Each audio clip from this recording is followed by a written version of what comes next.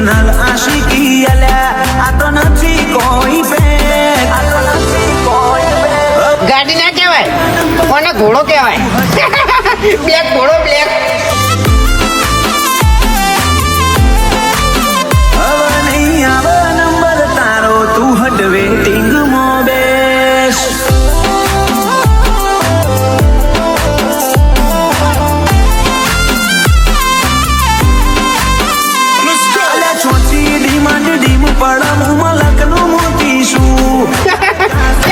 matching કેવું થાય જુઓ ખાલી